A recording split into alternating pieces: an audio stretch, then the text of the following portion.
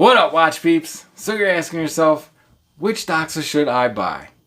I have no idea, but I have gone through a few of them, so maybe my experience can help somebody out. What do I know about the brand? Well, they were started in 1889, originally making dress watches and a few other types. As the company grew, they expanded into different markets, but eventually they decided to devote resources towards creating a dive watch. And that is what we're here to talk about today. So my experience with the brand? My first Doxa was from 2017 when they released the 50th anniversary reissue of the Sub 300 No T, the Black Lung. This was a great looking watch, a lot of fun, but I was not able to bond with it. The wide bezel made the small dial look smaller, the small dial made the wide bezel look wider, and proportionally, this watch just did not work for me. Like I said, I wasn't able to bond with it and I ended up selling it. So next up, a Sub 1200T popped up on my watch recon and I decided to go for it. Now the Sub 1200T is a successor to the original Sub 300T. Similar in size. Now proportionally, the 1200T was what I was looking for. Bezel to dial to case ratios were great, loved the way it looked top down. But going from a Sub 300 to a Sub 1200T, it's a bigger, bulkier watch. It's thicker overall, it has a thicker bezel, it has a helium escape valve, and while none of these Doxas are dimensionally very different from one another, these subtle differences really lend to a different wearing experience. And the Sub 1200T just wore a little too bulky for me, and I didn't bond with that one either. Ended up selling it. So where's that leave us? Well, in 2019, they came out with the 50th anniversary reissue of the 1969 Sub 300T, the Conquistador. That's what I have here today. That's what we're going to take a look at. This watch, like I said, is dimensionally very similar to the Sub 1200T, but for some reason that I struggle to explain, it's a much better wear for me. So, yeah, this is my watch, bought with my own money. It wasn't borrowed or lent into the channel. So yeah, let's flip the camera around, take a closer look at it, and discuss some of the differences between those three models I mentioned. I'm Pete, and we are Chillin' with Watches.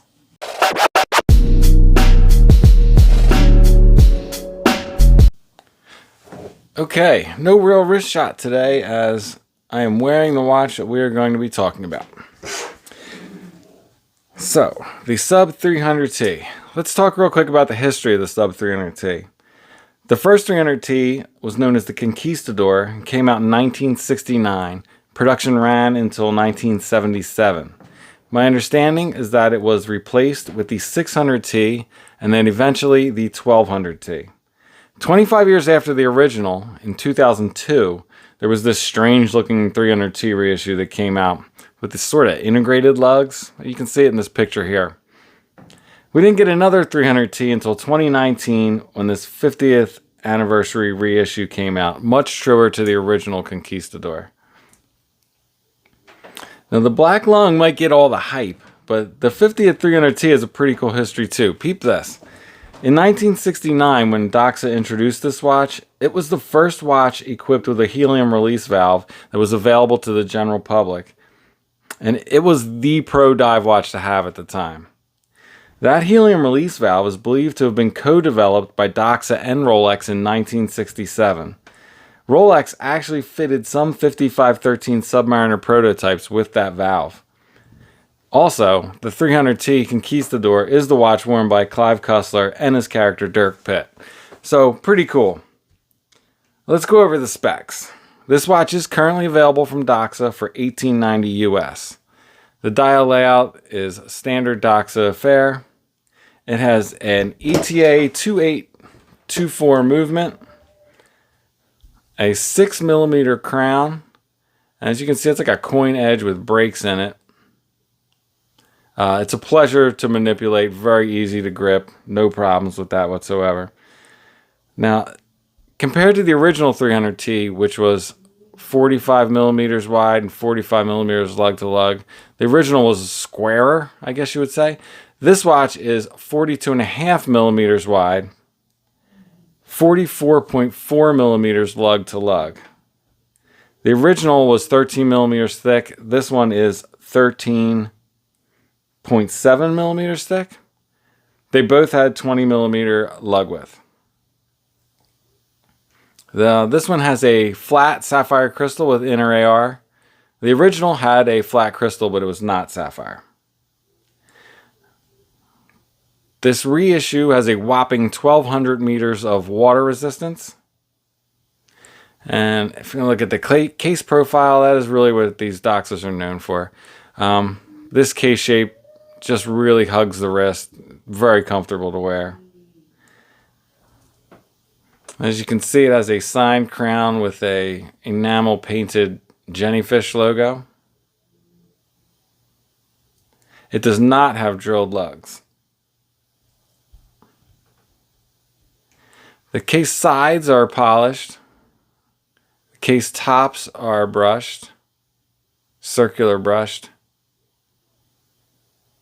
The bracelet, which is new on these reissues, it's a 20 millimeter lug width, as I said, flares out and then tapers back down to 20. This is the same bracelet you'll get on the Sub 300 Black Lung, and is different from the originals. The clasp has been updated as well. It is a 2-pusher milled clasp. Now it has a ratcheting extension, which may be a point of contention for some. I'll take these extra couple millimeters when my wrist swells any day. I actually really enjoy the updated clasp. Here it is. How's it wear on my 7 1/4 inch wrist?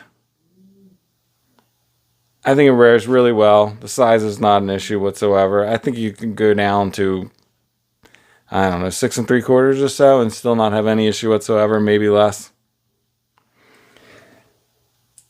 So before closing out, let's talk real quick about the differences between the various models and versions that I've mentioned. So first, let's talk about the Sub 300 Black Lung. Now that watch is very similar to the original Sub 300, but contrary to what most people say, it's not a one-to-one. Obvious differences: the reissue has a sapphire, the vintage used tritium. They do both have the same lug-to-lug and case width, but the new version is thicker, and you can see that in this picture shown here. That's due to a deeper case back and the dome sapphire crystal. Also, like this model, the reissue has a 120 click bezel, and these reissues use feet on the no deco bezel as opposed to the metric system, which is what was on the originals. What they do have in common with their originals is the Doxa sailboat logo. They both maintain that. Now, what is the difference between this Sub 300T and the Sub 1200T? Well, they have the same mid case, but the 300T is without the helium escape valve. The 1200 has a slightly domed crystal as opposed to the flat crystal on this. The 1200 also has a slightly thicker grip portion on the bezel. But those two things really add for a thicker, it looks thicker. I don't know if it is slightly overall thicker because of the crystal, but it just looks and feels thicker. The 300 also, as I said, has the flared and then tapered bracelet. The 1200T has a straight 20 millimeter bracelet the whole way, which I think also adds to the effect of the watch head looking bigger relative to its bracelet. The dial typography on the Sub 300T was updated to look like the original 69, whereas the 1200T is slightly different. And that brings us to this reissue 300T. How does it compare to its original? Well, as I said, the original had a helium escape valve. This does not. This has a whopping 1,200 meters of water resistance versus the original's 300 meters. This version has a painted orange enamel jellyfish logo on the crown. And they both have a flat crystal, but this is sapphire, the original was not. And also, as I mentioned before, they both maintain the original Doxa sailboat logo on the case back. Now, this actually is a loom pip. People suspected this was not a loom pip, but that orange pip is loomed, which is like the original also had a loom pip. So yeah, before we turn the camera back around, let's do a quick loom shot. So here's the loom. This is Swiss Super Luminova, and as you can see, that loom pip is loomed. That is the orange painted pip that is loomed. So that again is like the original. Alright, let's flip the camera back around. So there you have it. As you can see, the differences between these models can really be quite confusing. And to be honest, the differences are quite subtle, even amongst their vintage counterparts. But those subtle differences really add up to a different wearing experience. For me, at least anyway. So what do you guys think? Which model would you choose? Share your thoughts in the comments below. Before I let you go, sneaker check. Just chilling today wearing some Vans. Well, as always, if it's not too much trouble, like, subscribe, and come back next time. Peace!